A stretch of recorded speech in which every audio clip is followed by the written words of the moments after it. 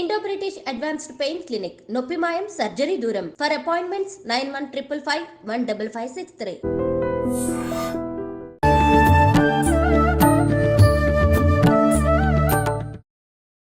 నమస్కారం, welcome to I dream. ధర్మ మార్గం విత్ విజిత కార్యక్రమానికి స్వాగతం. ప్రస్తుతం మనతో పాటు ఉన్నారు ప్రముఖ ఆధ్యాత్మికవేత్త సుభాష్ శర్మ గారు. ఇప్పుడు వారితో మాట్లాడి మనకున్న సందేహాలన్నింటినీ కూడా నివృత్తి చేసుకునే ప్రయత్నం చేద్దాం. నమస్కారం గురుగారు. శ్రీమాత్రే నమః. గురుగారు, మనం చేసుకున్న కర్మలను బట్టే ఖచ్చితంగా మనకు ఒక జన్మ ఉంటుంది. ఆ జన్మలో ఖచ్చితంగా ఆ పాపపు కర్మ ఏదైతే ఉందో దాని ఫలితమే మనం ఇబ్బందుల పాలవుతాము, ఇబ్బందులు అనుభవిస్తాము అని చెప్తూ ఉంటాం. ఇప్పుడు ఒక కుటుంబ వ్యవస్థ తీసుకున్నప్పుడు నేను గత జన్మలో ఏదో ఒక పాపపు కర్మో ఏదో పాపం మూట కట్టుకున్నాను అనుకోండి. ఈ జన్మలో నేను దానికి సంబంధించి ఖచ్చితంగా అనుభవిస్తున్నానే అనుకోండి. నేను కర్మ చేశాను కాబట్టి నేను అనుభవించడం వరకు ఓకే, కానీ నేను అనుభవిస్తున్న దానికి నా కుటుంబ సభ్యులు కూడా ఇబ్బంది పడుతూ ఉంటారు కదా. మరి దానికి వీళ్ళకి ఏమైనా సంబంధం ఉంటుందా? గత జన్మలో ఎందుకు వీళ్ళు కూడా ఇబ్బంది పడాలి నా సమస్య వల్ల? తప్పకుండా తెలియజేస్తాం. ముందుగా ప్రేక్షకులందరికీ శ్రీమాత్రే నమః, శ్రీ గురుభ్యో నమః. ఇక్కడ కార్యకారణ సంబంధం, కార్యము కారణము సంబంధం, ఈ మూడు లేకుండా సృష్టి అనేటటువంటిది ఎప్పుడూ కూడా ఎవ్వరికి ఏ సంబంధాన్ని వినియోగించదు, ఏ సంబంధాన్ని పొంతన చేయదు. ఎందుకు అని అంటే గనక మనము ఇప్పుడు అంతెందుకండి, గత జన్మలో నేను ఎవరికైనా రుణపడి ఉన్నాను. ఇప్పుడు ఈ జన్మలో అనుకోండి, ప్రస్తుతానికి ఉన్నటువంటి నాతో ఒక 10 మంది స్నేహితులు ఉన్నారు. ఆ 10 మంది స్నేహితులకు నేను ఏదో రుణము, ఒక ఇద్దరికో ముగ్గురికో రుణం ఉండిపోయాను, అప్పే తీసుకున్నాను, లేదా వాళ్ళు నాకు సహాయం చేశారు, నేను తిరిగి వాళ్ళకి సహాయం చేయలేకపోయాను అని అనుకున్నప్పుడు వాళ్ళ యొక్క రుణము అలాగే ఉండిపోయింది అని అర్థము. మళ్ళీ ఆ రుణాన్ని తీర్చుకోవడానికి వాళ్ళు, అంటే నా స్నేహితుల్లో ఒక ఇద్దరో ముగ్గురో నాకు బంధువులుగాను, లేదా నా కడుపున బిడ్డలుగాను, లేదా నా జీవితంలో ఏదో ఒక పరిచయం ద్వారానో మళ్ళీ వాళ్ళు నా జీవితంలోకి వచ్చి మళ్ళీ ఆ రుణాన్ని తీర్చుకునేంత వరకు వెళ్ళిపోరు అని శాస్త్రము.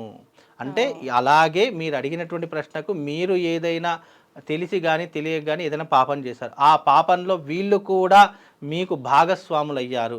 తెలిసో తెలియకనో మీ జీవితంలో చేసిన పాపానికి కానీ పుణ్యానికి కానీ ఏదో ఒక దానికి తెలియకుండా వాళ్ళు మీ జీవితంలో తారసపడ్డారు, దాంట్లో ఇంక్లూడ్ అయ్యారు అని అనుకున్నప్పుడు వారు కూడా మీ జీవితంలో, మీ కుటుంబంలో ఏదో ఒక రక్త సంబంధం ద్వారానో, లేదా స్నేహ సంబంధం ద్వారానో, లేదా పరిచయం ద్వారానో మీ జీవితంలో ఏర్పడి మళ్ళీ ఆ రుణాన్ని తీర్చుకోవడానికి తప్పకుండా ప్రాకులాడేటటువంటి సమయ సందర్భాన్ని భగవంతుడు మన జీవితంలో నిర్దేశిస్తాడు.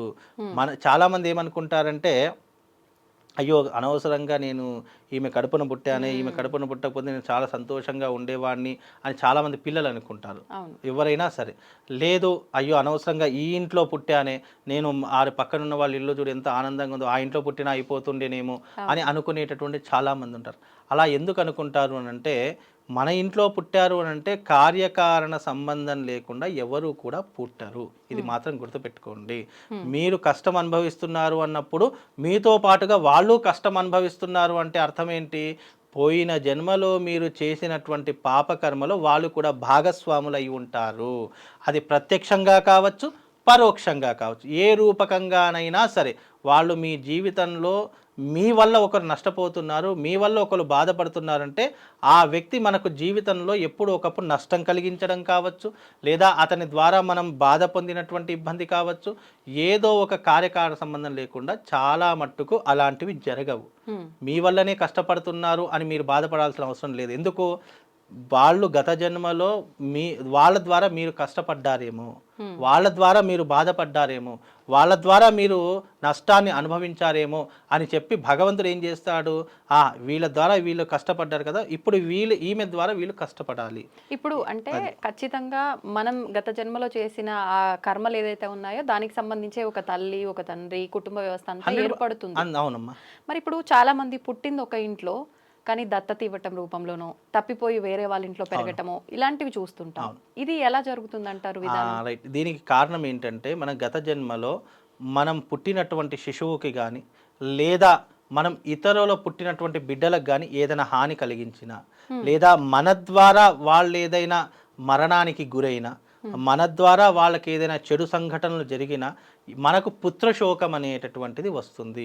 పుత్రశోకం అంటే పుట్టిన వెంటనే మన పిల్లలు వేరింటికి దత్తత వెళ్ళిపోవడం కానీ, లేదా మనం పెంచేటటువంటి పొజిషన్లో లేకపోవడం కానీ, లేదా పుట్టిన వెంటనే తల్లిదండ్రులు చనిపోవడం కానీ, పుట్టిన యుక్త వయసుకు తల్లిదండ్రులు చనిపోవడం కానీ, తల్లిదండ్రుల యొక్క ఏదైతే వాళ్ళ యొక్క ప్రేమానురాగాన్ని పొందకుండానే వీళ్ళు పరితాపాన్ని అనుభవించడం కానీ, ఇవన్నీ ఎందుకు జరుగుతాయంటే మనము జన్మించినప్పుడు అంతెందుకండి, ఇప్పుడు నేనే ఉన్నాను, పిల్లలు ఉన్నారు, పిల్లలకు నేను హాని కలిగించిన, లేదా నా వల్ల వాళ్ళకి ఏదైనా ఇబ్బంది జరిగిన, లేదా నా వల్ల వాళ్ళు ప్రాణ నష్టాన్ని పొందిన, ఆ ఫలితము నేను పుత్రశోకం ద్వారా అనుభవిస్తాను. మనం ఏ తప్పు చేస్తే ఆ శోకాన్ని అనుభవిస్తూనే ఉంటాం. ఇప్పుడు చాలామంది ఉన్నారు పుత్రశోకం అనుభవిస్తూ పిల్లలు లేకుండా ఎన్ని పరితపించినా, ఎన్ని రకాలైన ట్రీట్మెంట్లు తీసుకున్నా అయినా సంతానం కావట్లేదు అంటే గత జన్మలో చేసినటువంటి పుత్రశోకం వాళ్ళు అనుభవిస్తున్నారు. పుత్రశోకం ఊరికే రాదు. ఏదో ఒక పుత్రుణ్ణి మనము మన ద్వారా ఇబ్బంది పెట్టినా, లేదా మనము ఒక పుత్రుణ్ణి గర్భస్థంలోనే ఉండేటప్పుడు వాళ్ళకి ఏదైనా హాని కలిగించినా ఆ పుత్రశోకం మనం అనుభవిస్తాము. లేదా మనకు పెళ్ళిళ్ళు కావట్లేదు, లేదా మనకు పెళ్ళిళ్ళు అయినా కానీ మనం జీవితం సంతోషంగా ఉండట్లేదు అన్నప్పుడు మనం గత జన్మలో ఎవరికైనా పెళ్లి జరుగుతున్నప్పుడు వాళ్ళకి ఏదైనా కీడు చేసినా, లేదా వాళ్ళకి పెళ్లి కాకుండా చేద్దామని ఆలోచన వచ్చినా అలాంటి తాపాన్ని ఇప్పుడు మనం అనుభవిస్తాము. ఈ శరీరం అనేటటువంటిది మనం ఏదైతే పోగొట్టుకున్నామో, ఏదైతే హాని చేశామో అవి మళ్ళీ అనుభవించడానికే ఈ శరీరం అనేటటువంటిది వచ్చింది. అందుకే ఎప్పుడైనా గుర్తుపెట్టుకోండి, 84 లక్షల కోట్ల జీవరాశుల్లో ఏ దానికి లేనటువంటి కర్మ మనిషి కర్మకు మాత్రమే ఉంటుంది. ఏ జీవరాశి అంటే పుట్టిన 84 కోట్ల జీవరాశుల్లో దేనికి కూడా కర్మ అనేటటువంటిది ఉండదు. బికాజ్ ఏంటి, అవి పుడతాయి, పెరుగుతాయి, దాని యొక్క జీవన విధానం కొనసాగి మళ్ళీ మరణిస్తాయి. కానీ మనుషులకు మాత్రమే అన్నీ ఉంటాయి. పాపము, పుణ్యము, దుఃఖము, సంతోషము, సుఖాలు, యోగములు ఇవన్నీ కూడా మనిషికి మాత్రమే ఉంటాయి. బికాజ్ ఏంటంటే భగవంతుడు మనిషి యొక్క జన్మను ఊరికే ఇవ్వడు. నువ్వు చేసుకున్నటువంటి పాపకర్మను తొలగించుకోవడానికి మాత్రమే ఇచ్చేటటువంటి జన్మ ఈ యొక్క మనిషి జన్మ. ఈ మనిషి జన్మకు సార్థకత ఏంటో నువ్వు అన్వేషించి తెలుసుకొని నువ్వు ఏదైతే సాధించేంత వరకు ఉంటావో అప్పటి వరకు నీకు ఈ జన్మ గురించి అర్థం కాదు. మనిషి జన్మనే ఒక మాయా జన్మ. మాయా అంటే ఇప్పుడు మీకు అంత ఎందుకండి, మీకు గతంలో ఒక వీడియోలో మనం అనుకున్నాం ఏంటి అంటే, గర్భస్థ శిశువు పిండంగా లోపల ఉన్నప్పుడు తాను చేసిన కర్మలన్నీ కూడా గుర్తు తెచ్చుకొని చాలా విలపిస్తూ బాధపడుతూ ఉంటుంది అని చెప్పుకున్నాం కదా. ఎందుకు చెప్పుకున్నాము, అప్పటి వరకు ఆ యొక్క శిశువుకి గత జన్మలో చేసిన పాపాలన్నీ గుర్తున్నాయి. మరి బయటకు రాగానే ఎందుకు మర్చిపోతాడు అంటే, సూర్యుడి యొక్క తేజస్సు ఎప్పుడైతే ఈ యొక్క బ్రహ్మరంధ్రం మీద పడుతుందో ఆ బ్రహ్మరంధ్రం నుండి గత జన్మ యొక్క వాసన అంతా కూడా తొలగిపోతుందట. మనం గర్భంలో ఉన్నంత వరకు అన్నీ ఆలోచిస్తూనే ఉంటుంది. ఎప్పుడైతే తల యొక్క భాగం అనేటటువంటిది బయటకు రావడం ప్రారంభమై సూర్యు యొక్క తేజస్సు బ్రహ్మరంధ్రం మీద పడుతుందో అప్పుడు ఆ శిశువు గతాన్నంతా మర్చిపోయి, అబ్బా మళ్ళీ నేను బయటపడ్డాను రా నాయన, ఈ జన్మలోనైనా సరే నాకు ముక్తి మార్గాన్ని ప్రసాదించు భగవంతుడా అని చెప్పుకుంటూ బయటకు వస్తాడట. అందుకే ఎప్పుడైనా కానీ మనిషి యొక్క భాగంలో తల భాగమే ముందు వస్తుందట. ఆ తల భాగం వచ్చినప్పుడు ఆ సూర్యుడి యొక్క తేజస్సు ఆ తల మీద బ్రహ్మరంధ్రం, అందుకే బ్రహ్మరంధ్రం మీద ఎప్పుడైతే పడుతుందో గత జన్మనంతటినీ మర్చిపోతాడట.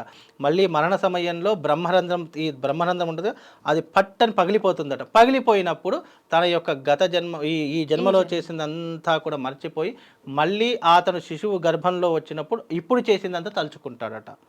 అంటే ఇలా కార్యకారణ సంబంధం ఒకదానితో ఒకటి సంబంధం ఏర్పడుతూనే ఉంటుంది. సంబంధం లేకుండా రక్త సంబంధం కానీ, స్నేహబంధం కానీ, పరిచయం కానీ ఎవరు ఎప్పటికీ ఏర్పడదు. గుర్తుపెట్టుకోండి, మన జీవితంలో మనం పుట్టాము అంటే ఒక రక్త సంబంధం ఏర్పడిందంటే అది ఊరికే ఏర్పడదు. ఒక స్నేహబంధం, ఎవరు స్నేహితులు అనేటటువంటి మనం నిర్ణయించుకున్నాం. స్నేహితులు కూడా ఊరికే రారు. అలాగే మనకు ఉన్నటువంటి పరిచయం కూడా ఊరికే ఏర్పడదు. ఏదో ఒక జన్మలో, ఏదో ఒక సమయంలో, ఏదో ఒక సందర్భంలో, ఏదో ఒక సంబంధం అనేటటువంటిది ఏర్పడ్డ కారణం చేతనే మనకు ఒక పరిచయం అనేటటువంటిది ఏర్పడుతుందండి. ధన్యవాదాలు గురువు.